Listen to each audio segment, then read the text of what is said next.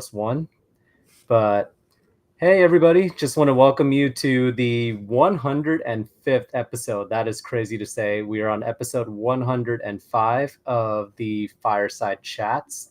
Today's guest is Mike DiGiovanni. He is an ultra runner. He is one of the owners of UNRATIONED, and he has an amazing story of addiction to achievement, a story that you may have seen on our Run Try Bike website.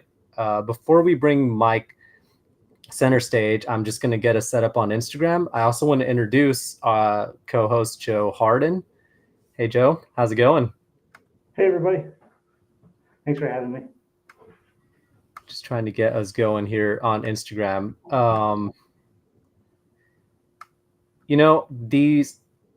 It said unable to connect. These silences, these things don't even bother me anymore. I feel like I've told at least 50 of our guests that technical issues are part of the it's part of the Fireside Chat tradition at this point.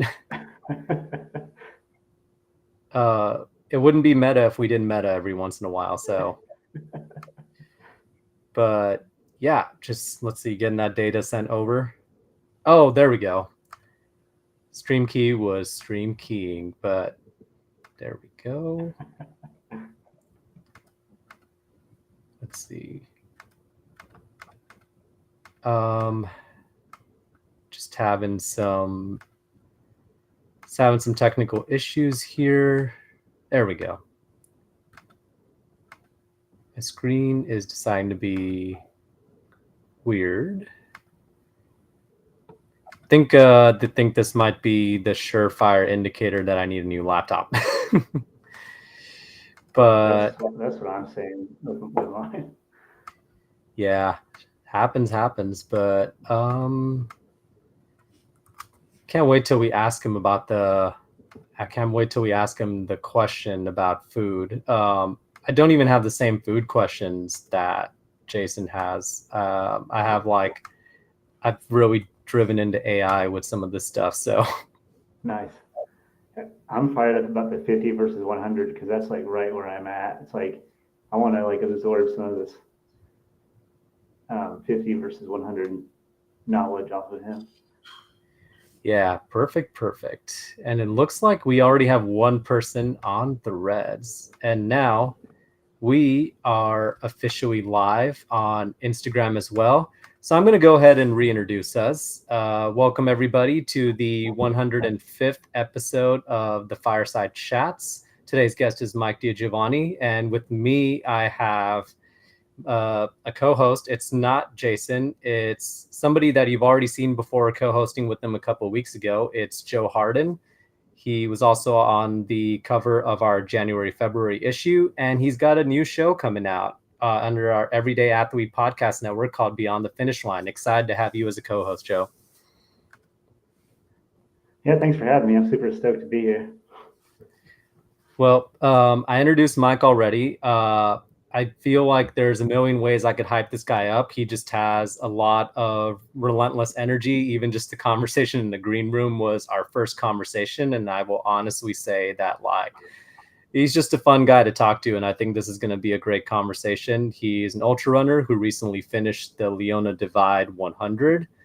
We were just talking about diets and mindsets, and he has an amazing story of addiction to achievement that I've read a few times. And it's just great to have him on the show. And without further ado, I'm excited to bring Mike on the show. So here we go.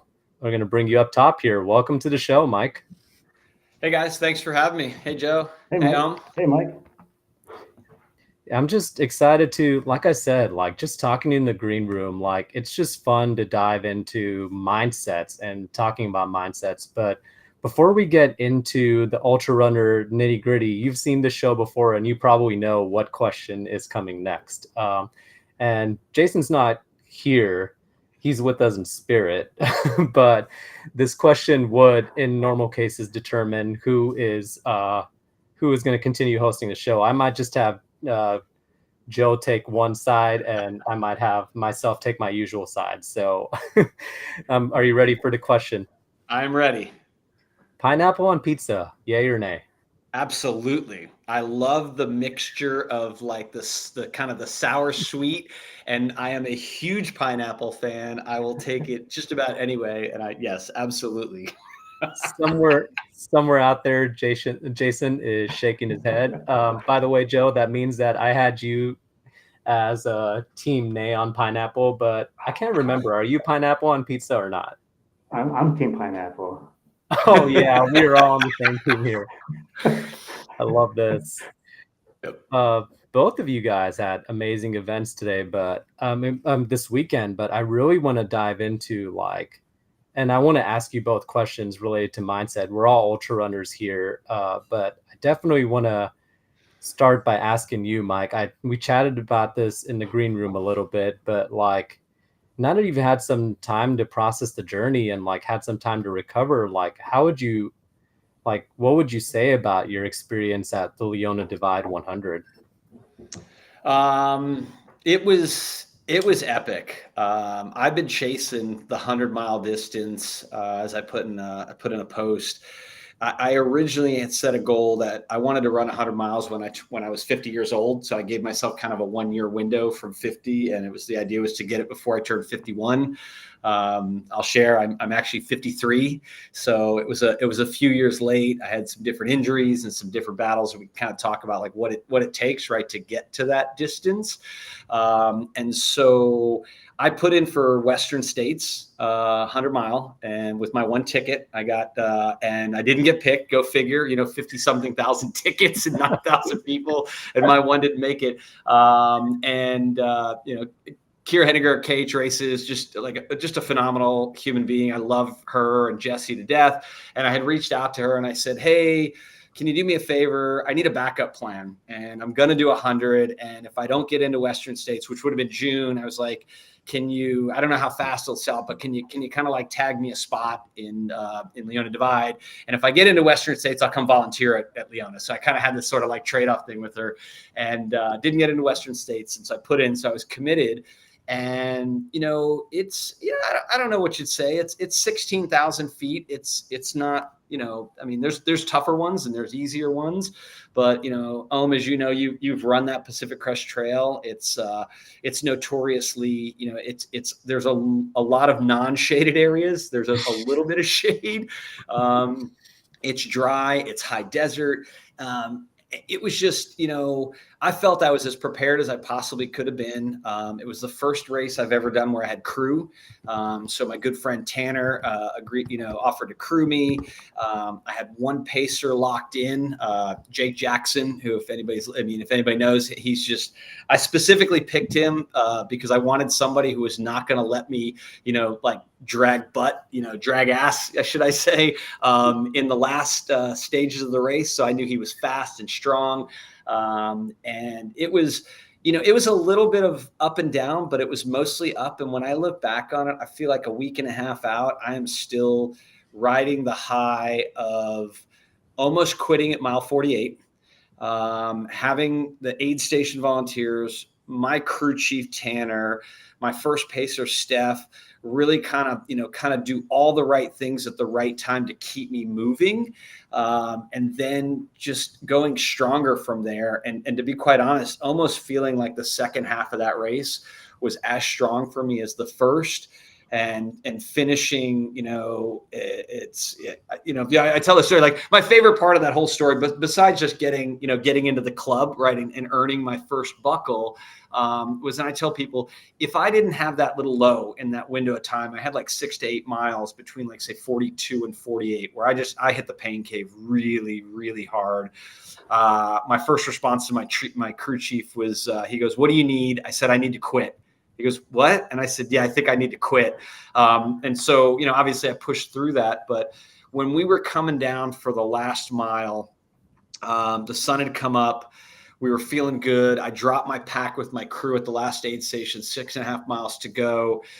Jake looked at me and he's like, "Dude, you look strong and you've been pushing really hard. You take the lead for this stretch." He had been kind of taking the front for me the whole pacing time. And he's like, we had a climb to go about 4 miles and then 2 miles down.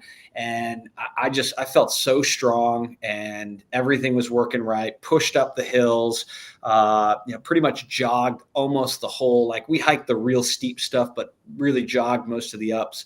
When we got to the last 2 miles coming downhill, when it crested and we knew it was kind of coming back, the little out and back at the end there, Jake kind of says to me from right next to me, he goes, "Hey, do you realize if you run this last mile in under 8 minutes, you'll come in at sub 26 hours. And then he goes, if that's important to you." And it was just like one of those little pokes, like he was poking me a little bit. I think I looked at every split I had for the whole race to that point. 9 minutes and I think 30 seconds was my fastest mile all day of all the 100 miles. We were averaging somewhere in like the high 12s, for the whole race to that point. And in a matter of a second, I thought to myself, I got 1 mile, right? Like how hard can this be to muster up that? I knew I had that time in me. And I just, in a second, I said, okay. And I took off. And I immediately thought to myself, man, if Jake can do math that fast, he's smart. He's a pro. I mean, he's just a seasoned pro. And I thought, all you need to do, Mike, is run. Jake will stay behind you if you're staying under 8 minutes. And if you see him in the corner of your eye, that means you're slowing and you push. And so I put everything I had. I shut down the tired, I shut down the pain, and I just laid it on, and I put on the afterburners.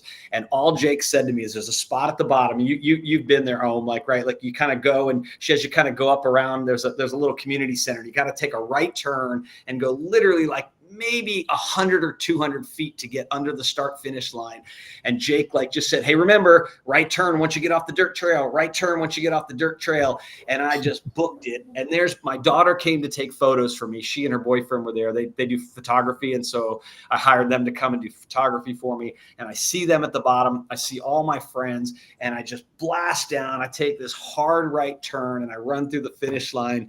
And I just kept asking, did I make it? Did I make it? And the timer and Kira were like, yeah, you made it. You just ran under the banner. I'm like, no. Did I make it in under 26 hours? I finished that last mile in 7 minutes and 40 seconds. And I'm on the high of that, because that was proof to me. I had 6 or 7 miles where I was so deep in the pain cave, but at mile 101, I pulled off a 7 minute, 40 second mile. If that doesn't tell you what's up here, that you can pull more out of what you think is in your body, that it's just, I'm still smiling from it. Just loving it. Yeah. Hey, Mike, I have a question. See, I'm on the 50 mile chasing the 100 mile goal. And I want to know, if you could maybe unpack a little bit, how did you know when you were ready for the 100 miler? I think it was, so I've done 300 Ks. And so what was interesting for me is that, we talked about my first 50 miler was in Flagstaff. It was the Sky Peaks 50 miler. And it hit me hard, and the recovery from that was hard. And I almost, after that, I remember Eric Sensman is my coach. And I remember having a call with him about a week or two after and thinking, God, I just hated the not running for 2 weeks, and I didn't feel good. And so I said, Eric, you know what? I think 50 Ks are good. I like the distance. It's nice. It's fun. And let's just keep me tuned up for 50 Ks. And I'm just that's it. I got 50 miles. I'm good. And then we can talk about this another time, another phase, but something got me back on the track to do 100K. And I did my first 100K. It went pretty smooth, except I got lost and I did 71 miles instead of 62. And then I did Cuyamaca 100K, which was, we talked about, that was my Western States qualifier. And it just crushed me. That was probably, if there was a race where the wheels came off the bus and rolled down the road and were in the woods, it was the Cuyamaca 100K for me.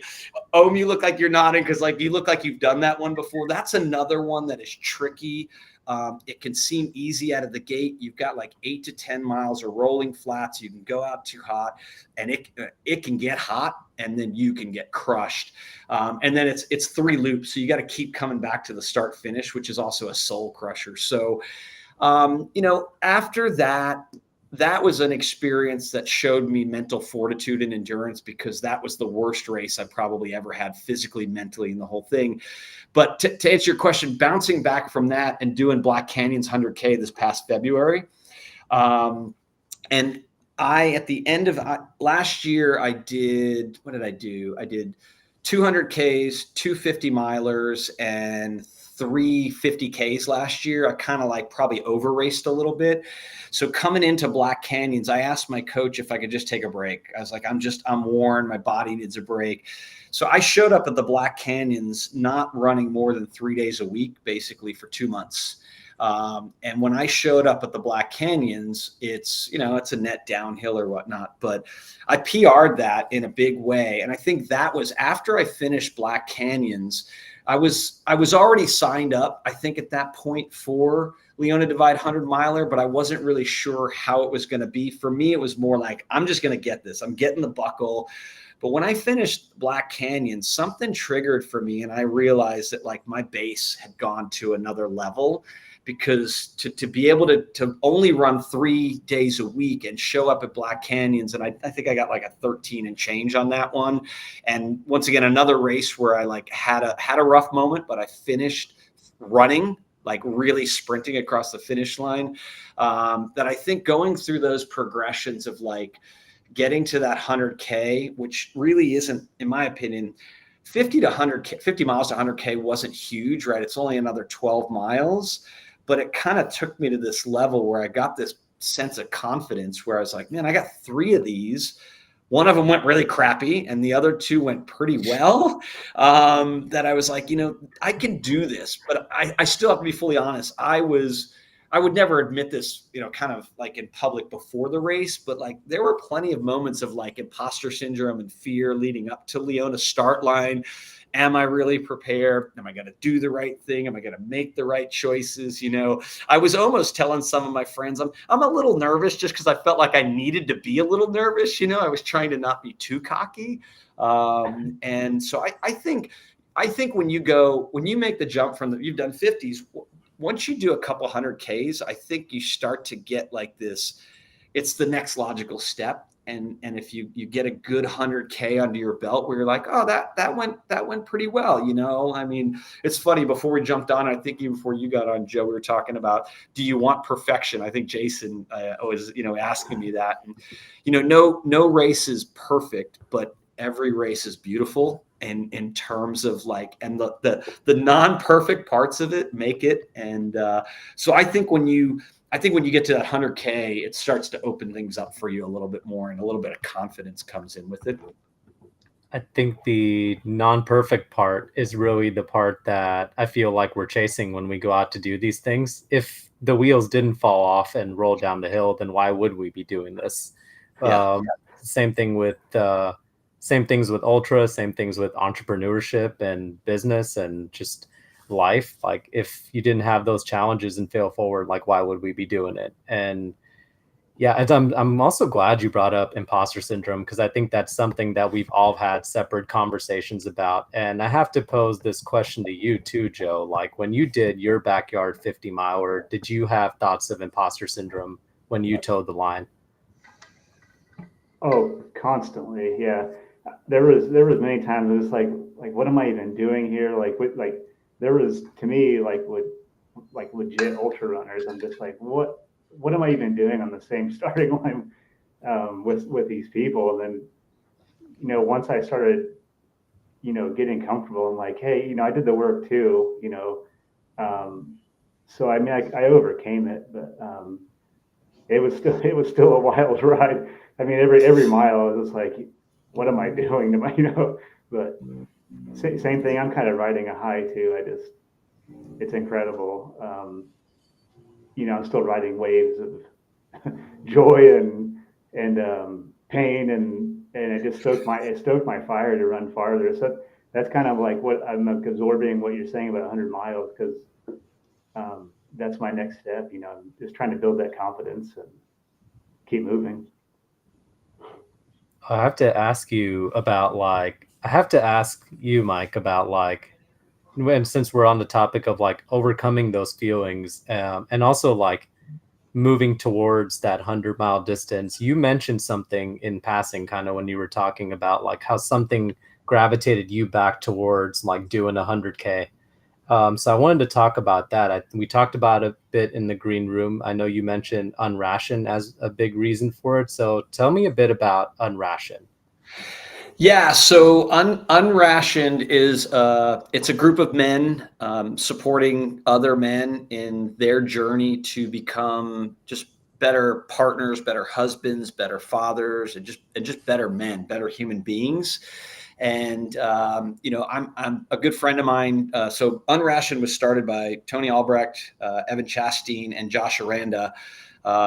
Josh and I, who we've signed up for a nutty race together. But Tony and I connected on LinkedIn, and we kind of had a little bit of this sort of like kind of banter back and forth. I had made the decision to kind of just step back and just do 50Ks. And I had been looking, kind of for a group of of just people, like I was looking for my tribe. Right. And when Tony and I connected, and he shared with me this Unrationed that the three of them had started. I think prior to my getting involved with it, they had done one or two other events, and they were trying to really build this into like a long-standing, further arching group, grow it and consistently move it forward. And so, I looked at it and I was like, man, I'm looking for a group of people, we'll talk about, I'm sober. And so I was looking for like, what can I find my people, my tribe? And I was into running at this point. I was really getting into running. And even though I was thinking about scaling back, I still was planning to try to do I think I was thinking like, oh, I'll do a 50K every other month. And Tony and I connected, and he shared with me this idea about Unrationed, and they were going to do an event in Colorado Springs. They were going to do the Ring the Springs, Aravipa, Colorado race. And I was like, oh man, this is just perfect, right? Like, here's some guys, and they're all also, most of them, it's kind of like an entrepreneurial focus type group too. Most of the guys are that. And so I was like, I was dabbling with this idea of like, maybe I transition out of corporate America and then the running. It was like serendipitously, I was like, oh, like this seems too good to be true. Tony and I got on a call. It was one of those, like you hit it off, like you have a 30-minute conversation. And then I'm like, I'm in, like, I'm going to do this. And so I almost probably didn't even realize what I was getting into. And then they're like, okay, so we're going to launch it. We're going to do a 12-week cohort where we're going to do basically 10 weeks leading up to a race. And then we'll do the race, and then we'll do 2 weeks after, kind of like an integration afterwards, and kind of a, this whole like kind of growth spiritual journey. And then the topic came up, like it's the Ring of Springs had a 30K, a 50K, 50 mile, and 100K. And it was like, all right, well, everybody needs to pick a distance that they haven't done before, was kind of the push.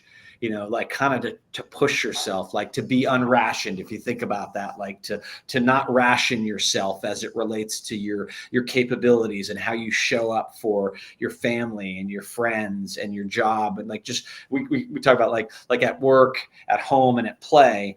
And so, and I remember looking at that going, and I think if I take it back, I think maybe, was there a 50 miler? I think there might not have been a 50 miler, but I remember looking at it and thinking to myself, like, how can I pick any distance like with this endeavor other than the 100K? And I'd never done one before. And so it was almost kind of serendipitously meeting Tony online, joining that group, and that group was about pushing and stretching yourself, and it was around running.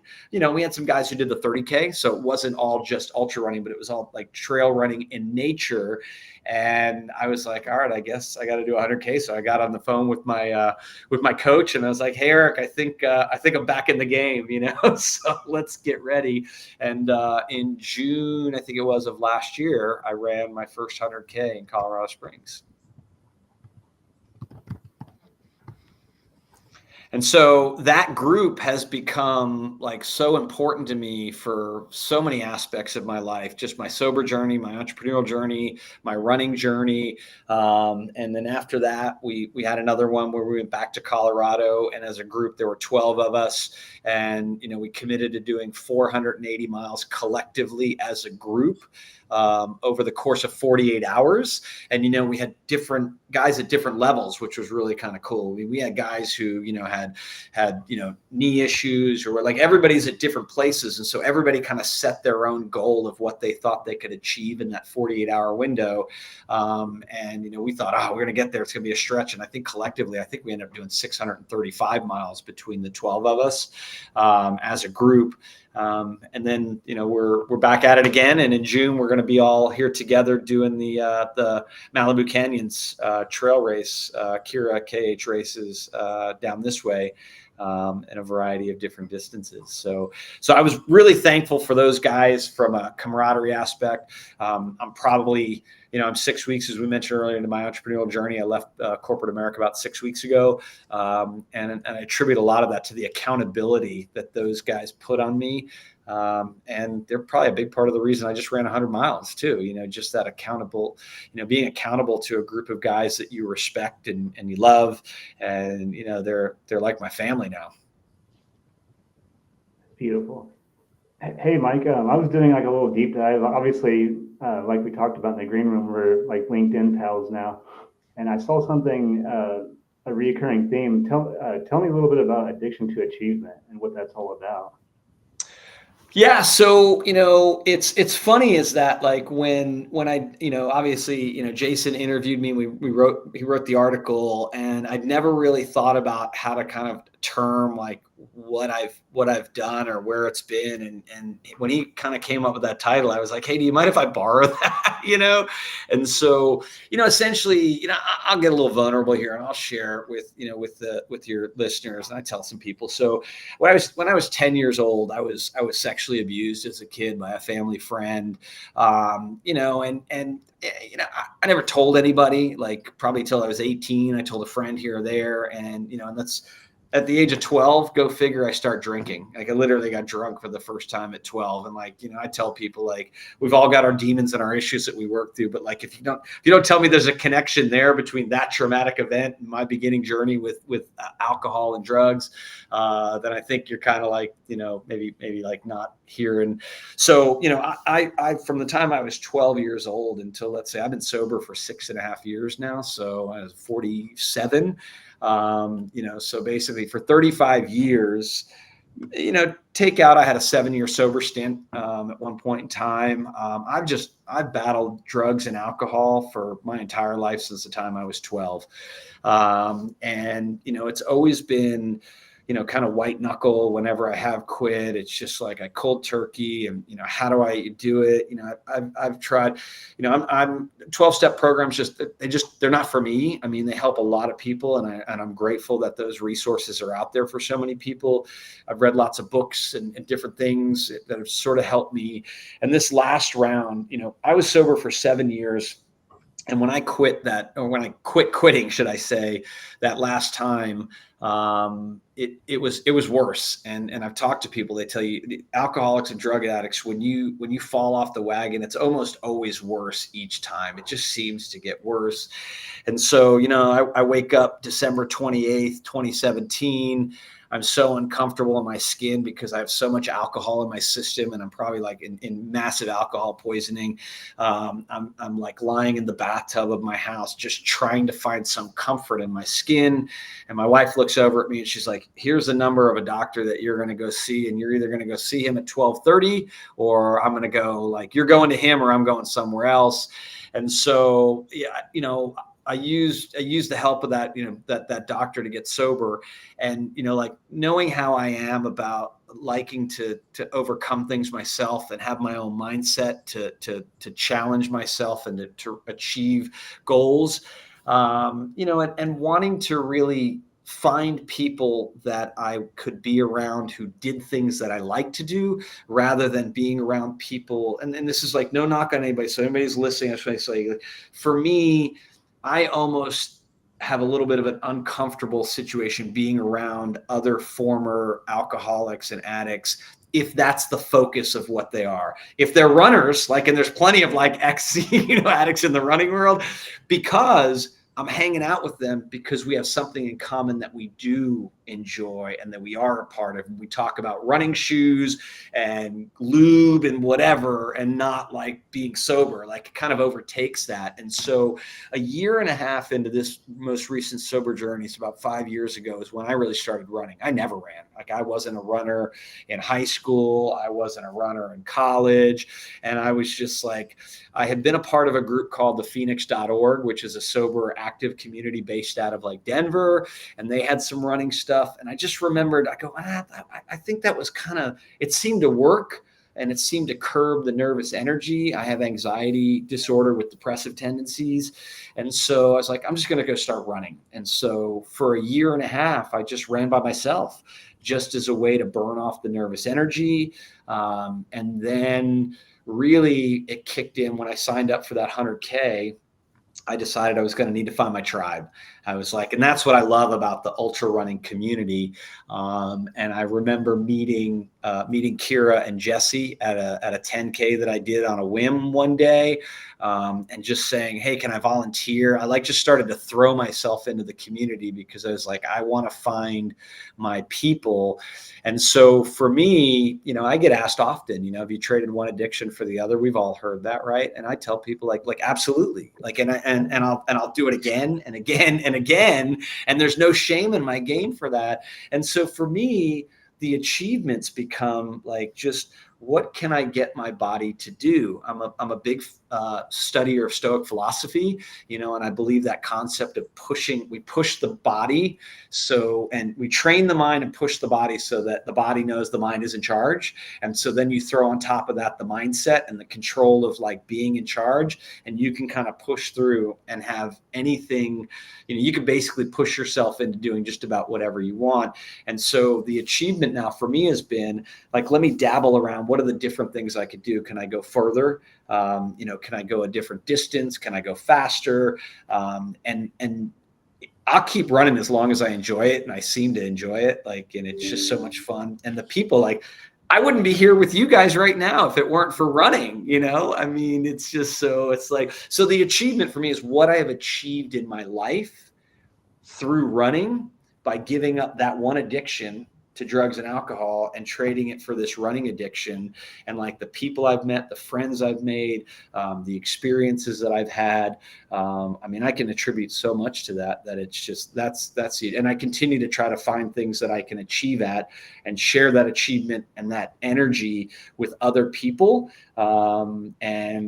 Hopefully today or other things, if I can, make somebody smile or make somebody, touch their lives. I really enjoy, helping beginner runners learn how to do trail running and coaching people on downhill techniques and stuff like that. And so I think that's really the achievement part of it for me. It's not any one goal or any one checkered flag. It's really just about, staying sober and being a good example for my tribe, my kids, and my friends.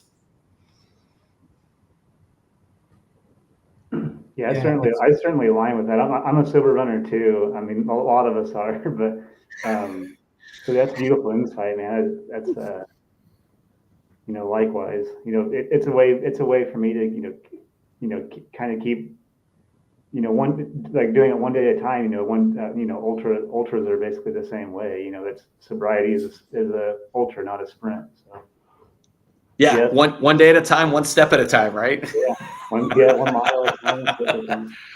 Absolutely. I like that a lot. Sobriety is an ultra, not a sprint. I'm 3 years sober myself, and also kind of part of this journey. Jason has been on a sobriety journey as well, and it's just, yeah. I guess to ask if you traded one addiction for another, the answer is yeah, definitely have. I've definitely also had conversations about instant gratification versus the delayed gratification. And it's interesting how we've all sort of heard the same things in our own ways, and that we can all tie it back to the healing power of running and the sense of community that we get from the people that we now have in this community as well. Yeah. One thing I wanted to do before we jump into our rapid fire is pivot to something I see behind you on, and that's the double exclamation marks. what does that mean? There's no better way to phrase that question. Yeah.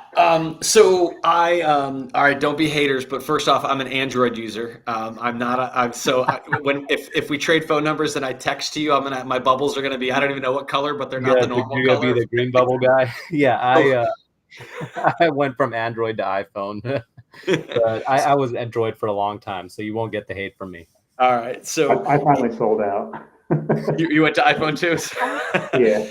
So and it's probably an iPhone too, but when you go into the emojis in Android, there's a double exclamation point and it's red. And so obviously this one's not red, and none of the ones in any of my marketing stuff are red. It's either blue or it's white when it's on the black. But it's so I would use that a lot. And so my friend Tony from UNRATIONED, we were talking about it, and I was like, it just kind of gravitated toward me. To me, it's sort of like, I had a post up the other day where it was a picture of like one of the photographers taking photos on the trail, and I put this post up, and one of my friends texted or like chimed in, and he's like, you have more than enough energy for more than 5 people. And so to me, it kind of like, when I'm talking, it's like just short of like all caps. It's just like I try to put that out. Like, so when you're reading my post, you see the double exclamation point, you feel that energy. And so my friend Tony was like, dude, you can't do it. No. And he's a great marketing guy. Like, he's like, absolutely not. So my buddy Evan and I were talking, because Evan helped me build the logo and he built my website for me. And I told him this story about how, my wife used to make fun of me for it. And what she would do is she would always make fun of the double exclamation point. And I'm like the guy who doesn't need coffee, and she does. And we kind of have these battles in the morning. And so she would do it. I'll see if you could watch what she does. She wanted to make fun of me, she would take 2 fingers like this, and she would strike down, pull back, and go like that. So she'd be coming out of the room in the morning, didn't want to hear anything from me, and she would look at me and go, "Bow." And I told that story to Evan, that's how my wife would do the double exclamation point. And Evan just fell in love with it. We circled back with Tony, the marketing guru, and he was like, all right, now that I hear that story, it's a done deal.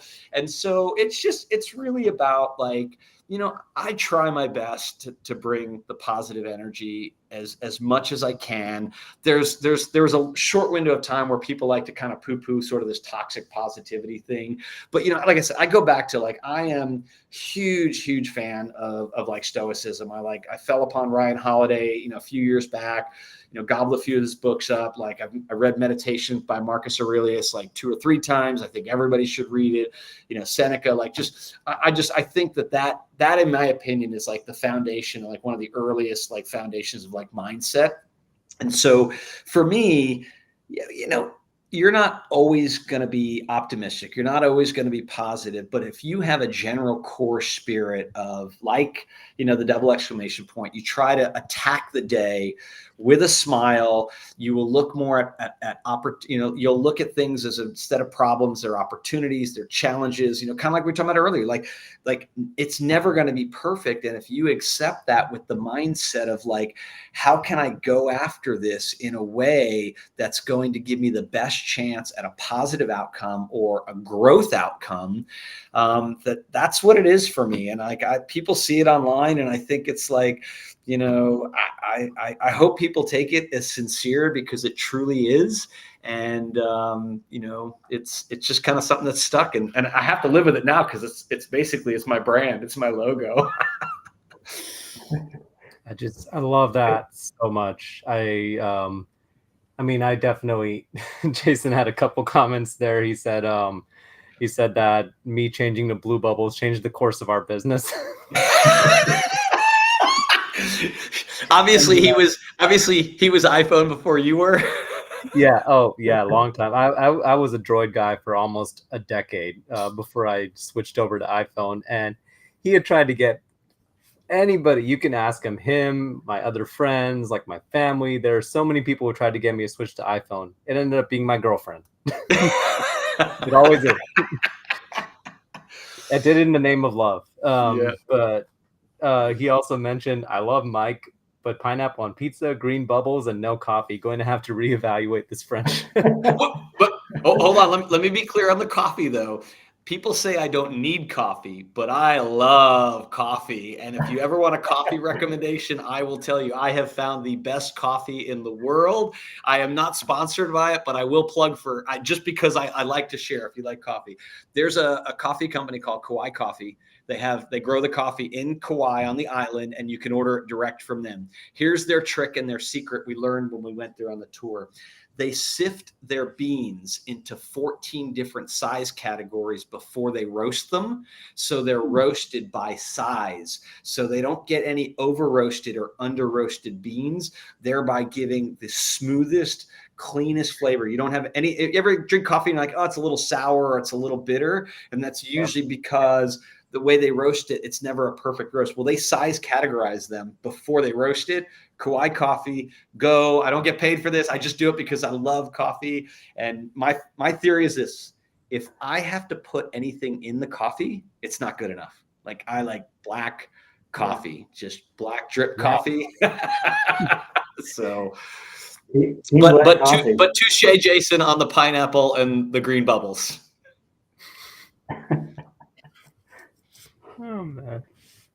Hey Mike, I was stalking your Instagram earlier, and like the first thing that I noticed, other than like the amazing content, was song choices. First, I saw Red Hot Chili Peppers, and I was just like, all right, okay, this dude might be cool. And then I scrolled down a little bit more, and what do I see? Cool. I don't know if it's a question as much as a comment, but I'm just glad there's other Tool fans out there. That's one of my guilty pleasures of metal music. So.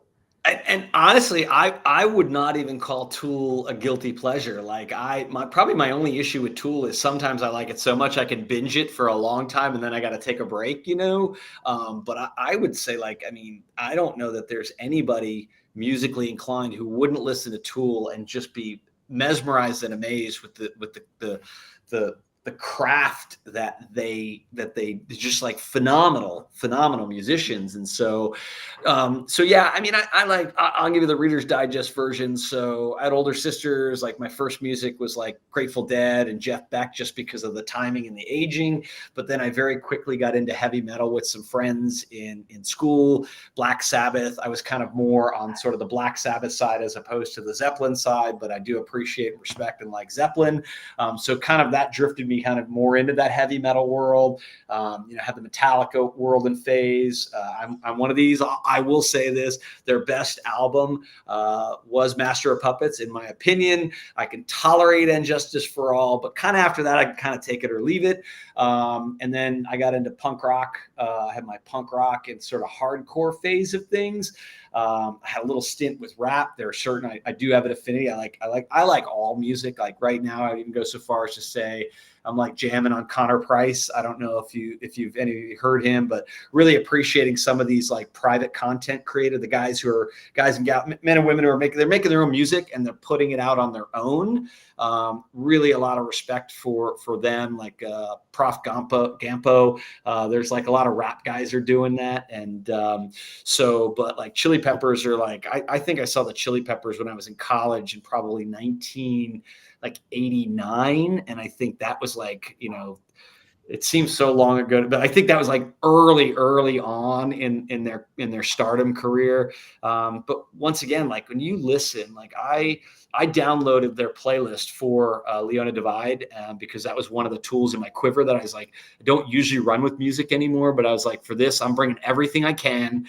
And I rocked 3 hours worth of Chili Peppers over the time of the course there. And they're just such craftsmen at like, they just write phenomenal songs. And it's just like song after song of just like, so yeah, I love music. I've loved music for a long time. I don't play. I never have. Actually, at college, I was the front guy in a couple bands, but yeah, I'm a huge, and I would say my fallback probably for the most part is always going to be some sort of heavy metal. I'm like Gojira, if you ever heard of them, like French heavy metal band. If you Ohm is like nod, love them. Mastodon. Have you heard of KMFDM? Yes. So go little old, like kind of that were like electronic, kind of heavy. Yeah. Yes. German band. Yeah. Yes. And then, like there'd be times like, look, I'm a big Fugazi fan. I remember seeing them on their first tour when I was in college as well. So I like some of the good, like old school punks. I'm pretty eclectic. And just really enjoy music. It's just, yeah, it's amazing that there are other like Tool fans out there, and they've reached like different generations, I think, like, because I definitely fell into that industrial new metal kind of movement when I was younger, and like Deftones was there for me, Mudvayne, Linkin Park, like that was all kind of like my childhood music. But yeah, just that almost needs its own segment, like what's in your earbuds, but like, I think you just came up with there's a potential show right there. What's in your earbuds? I think Joe had that idea before me, but that's definitely got to be a segment. It has to be sometime soon. Well, Mike, we really appreciate having you on the show. Before we jump into the rapid fire section, I wanted to open up the floor to you to let people know where they can find you and if they want to follow your journey. Yeah, so MDG Runner, as you see for my name, if you could see it, I put Mike D MDG Runner. So I'm on Instagram as MDG Runner. That's probably like my second most place that I'm actively there for posting. I'm really aggressive on LinkedIn. That's really my main platform, trying to like bridge the business world with the running world and the mindset world. And you can Google, or just like, type in there, just type for Mike DiGiovanni, and I should show up there. Or you can go to amazingmindsets.co, not .com. I should have not listened to my marketing guy on that one, but amazingmindsets.co. But if you can find me on either LinkedIn, Mike DiGiovanni, or you can find me on MDG Runner on Instagram or Strava. Like, I'm a big avid, like, I'm trying to figure out how to like really leverage Strava a little bit more from a social platform, because I love the kind of give and take of the dialogue with other athletes who are trying to achieve certain things. So I tend to be pretty active as it relates to Strava and like cheering people on. So MDG Runner on there as well. And hey, Strava now has a DM feature. So if you only remember one thing in a Strava MDG Runner, just shoot me a DM and I'm happy to connect with you. So. Awesome. Appreciate that, Mike. Thank you. Jason says nothing. There are 2 songs on my phone and both of them are by the Pet Shop Boys. No pineapple and no music. Is that what he's saying? So quick little side note, and here's what I will tell. And we didn't really get too much into the nutrition thing, but pineapple is in the bromeliad family, and it has a compound in it called bromelain.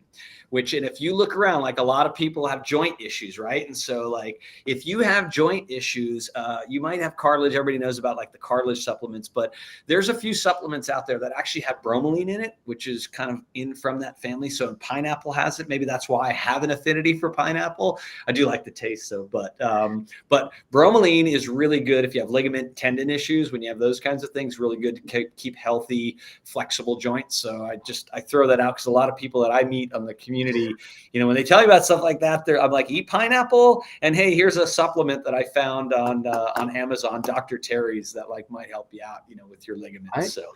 I am not going to lie. That is the most evidence-based reason we've gotten for somebody having pineapple on their pizza. I respect it. It's good. It's good for your joints. It's good for your joints. That's going to be my line for the next 50 episodes. I'm going to drive Jason nuts with it. It's good for your joints, man. Yep. All right, man. Are you ready for the rapid fire section? When Jason's not here, I go ham on ChatGPT and I come up with the most insane questions. So, boy. There's some good this or that in here. So are you ready for it? I am ready. Let's go, ChatGPT. All right. If you were oh man. Okay. So if you had a cooking show, would it be called Broil Upon a Time or Once Upon a Fritter? Broil Upon a Time. Okay. If you were a food superhero, would you be the ingestible bulk or Captain Caper Crunch? Well, I'd be Captain Caper Crunch for sure, man. I could just see that like now. ice cream flavor, if you only had to choose between these two and you don't get any other choices, bacon brickle or sweet corn swirl? Sweet corn swirl. That actually doesn't sound that horrible. Sweet corn swirl doesn't. And keep in mind, like some of these questions, I am literally reading them for the second time or the first time over, so it's really killing me right now too. If you had to choose one food and you had no of these two and you had no other choice, meatloaf milkshakes or deviled eggnog? Oh my God. And this one, considering you just went to carnivore, might be pretty applicable. Yeah, well, at least, I mean, they're both got, I honestly think, and just, I'm going to have to go with the what was it? Deviled eggnog? Is that what it was, right? Deviled eggnog or something? Deviled eggnog. Deviled eggnog? I don't know. For some reason, that sounds a little bit better than meatloaf milkshake. That's horrible. Those are both disgusting. That sounds terrifying. I think I've had nightmares about that before. I can see it in the blender right now. Like, this is disgusting. All right, I'll switch to a little less of an unhinged question here. Food-themed daytime TV show: The Fry Life or The Grill Whisperer?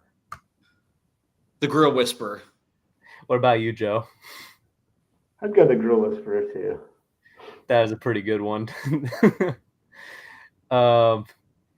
If you were a sandwich artist, what would your name be? The Earl of Bunwich or the Croton Count? I'd be the Earl of Bunwich for sure. What about you, Joe? What would you be, Joe? I'd be the Earl of Bunwich too. Man, no love for the Croton Count.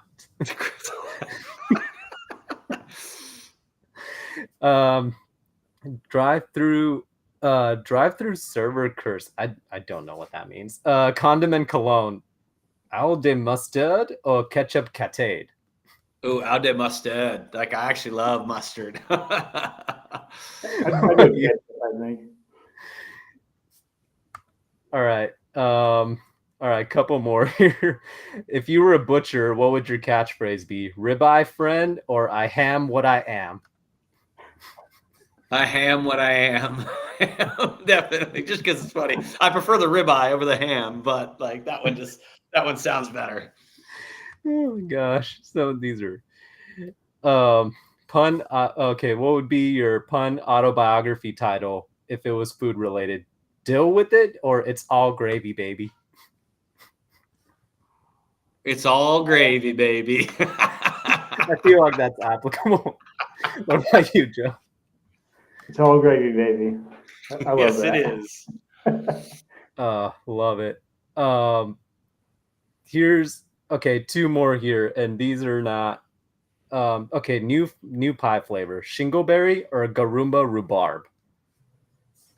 I just shingleberry sounds horrible, but it just rolls off the tongue like really well. So that's what I'm going with. Oh my gosh. All right. This one's not food related, but I find this one pretty hilarious, and I am curious to see what the answers are. If you had a lifetime supply of one of these two items, which one would you pick? Rainbow suspenders or googly-eyed glasses? I think I'd rock the rainbow suspenders pretty damn well, so that's what I'm going for. And I can't give up my blue Roca specs here. So, love that. What about you, Joe? I'm going to go googly eyes. I think that'd be hilarious to be able to wear that every single day. Nobody would take you seriously. That'd be even better. Imagine if you had to live the rest of your life just like you're able to see through it, but like every glasses that you wear, you just have like resting googly eyes. Resting googly eyes. You finish you have a serious moment at a race, googly eyes. You have a sad googly eyes. If you at your birthday, googly eyes. Nice. Oh man, can you imagine those before and after photos in a 200? Googly eyes. Oh man, just getting unhinged here. But Mike, thank you so much. Thank you so much for being on the show. This has been a fun conversation, and those GPT questions are unhinged. We might have to do more of that. That's a good way to come up with some spontaneous things. It's just it's amazing what ChatGPT has done to this world. And to think 5 years ago we really hadn't even heard of it, and now it's driving the rapid fire food fight question. Hey, I am what I am, man.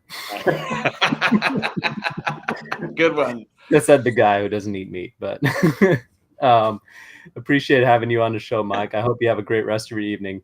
Yeah. Thank you guys. Thanks so much for having me. I really appreciate it. Yeah. Thanks for talking, Mike. It was awesome to get to know you more. Yeah, you as well. Look forward to seeing you guys out there. Heck yeah. See you guys on